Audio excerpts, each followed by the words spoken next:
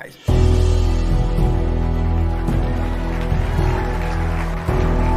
team success comes individual success. So without y'all.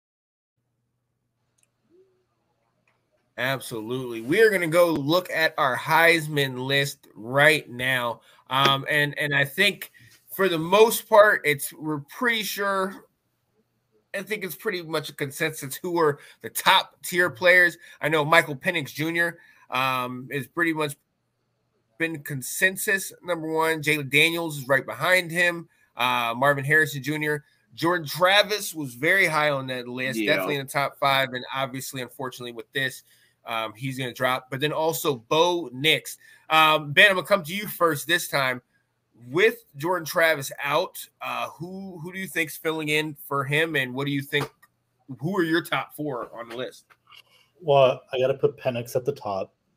Then you got to go, Marvin Harrison Jr. Perhaps for me. I'm putting Bo Nix in the top 4. And then I don't know, maybe this is out there, but JJ McCarthy might still have a shot at it.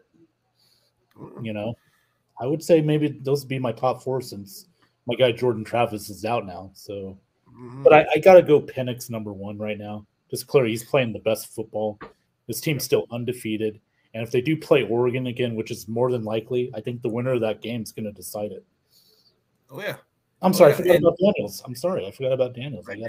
I'll put Daniels a little ahead of McCarthy. That's no offense, but, I think McCarthy's played himself out of it truthfully, so. But he's definitely in the top 5 for me, so. Okay. I can dig. Now, Alec, I'm coming to you because Bo Nix has been mentioned, and if he can find a way to win out and win the Pac-12 championship, will he be hoisting the trophy? Oh, without a doubt. That's why I don't care bias aside. He's my number 1. Ooh. You see the sign. You've seen the signs all over the world in August, the bodacious signs. Yeah. And in December, you'll see him hoist that Heisman that he so rightfully deserves. Wow. I have no rankings. It's all Bo Nix for me.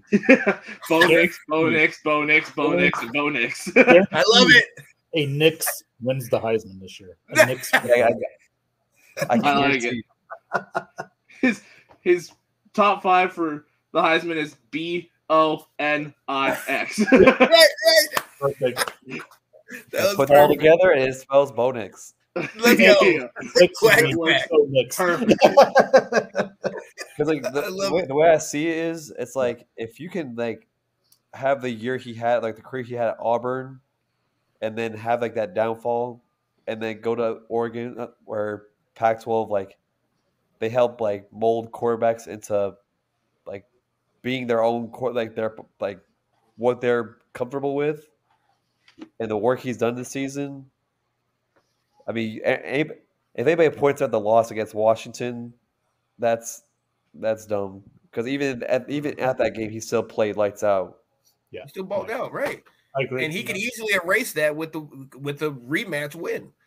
And win the rematch. Mm-hmm. So, Alex, who is your number 1 and what's your top 4? I might get a lot of flack for this one. My number 1 is Jaden Daniels. Ooh. I don't think, outside of the Florida State game, I don't think you can pinpoint a single game that he was a big part of why they lost. A lot of the other 2 losses were in spite of Daniels' elite performance.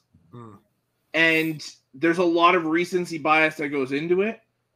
The last 2 games, if I'm not mistaken, he's been a part of 14 touchdowns in the last 2 games. So I think he's my front runner currently. My top 5, and the 5 that I think, if it's 5, I'll say the 4 that I think will be in New York. No, 5. They've done 5 the last few years. I think it'll be Daniels. I think it'll be Bo Nix. And I think it'll be Michael Penix Jr. I think those 3 are head and shoulders above the rest. And then I think we're going to get Carson Beck there. And then one player is going to come from the Michigan-Ohio State game. It's either going to be Marvin Harrison Jr. or Blake Corum.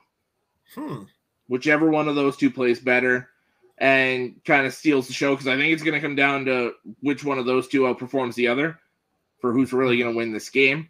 The winner of that game will have that star offensive player in New York as the fifth person. Ooh, oh, I love that. I love that. I got to go with the consensus. My number one is Michael Penix Jr., best quarterback, best team. They're winning because of him. And if he is able to win out through the Pac-12 championship, I think he will get it. Definitely throwing love to Bo Nix because he's definitely played his way into it over these last couple years and definitely with this year. But my number two, though, is Marvin Harrison Jr.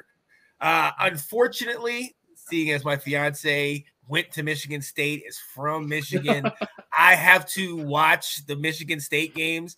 And within by 14:58 in the second quarter, it was 21-0 with Marvin Harrison had 3 receiving touchdowns. I've seen all I need to see with that. Yeah. But I think a lot of that is going to play out these last couple weeks with how he plays against Michigan, how he plays and potentially in the Big Ten championship, and if that pushes him over, because we know how hard it is for wide receiver to get the nod. Jalen Daniels, you can't take him off that list. I mean, the performance that he's been having has been elite, but 2 weeks ago when he had 300 in the air, 200 on the ground, yeah, I mean, come on now, like you can't take him out of that consideration. And then after that, I'm not going to be biased. My guy's not in here. Travis, it upsets me that Jordan Travis got me because he was my next guy. He was the guy that I was going to. He would have been there for sure.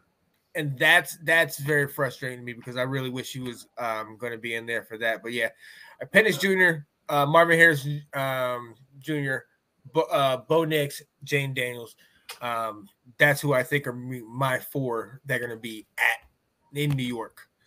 Well, and you look at Marvin Harrison Jr. If they beat Michigan and they win the Big Ten title game, the 2 corners that are going to be shadowing him are Will Johnson and Cooper DeJean, who over the next 2 years are going to be 2 of the top corners taken in each draft. Yeah. So if he lights up the box score against those 2 corners, he might take it. Because he's having a Devonta Smith-like season when Devonta Smith won the Heisman. So,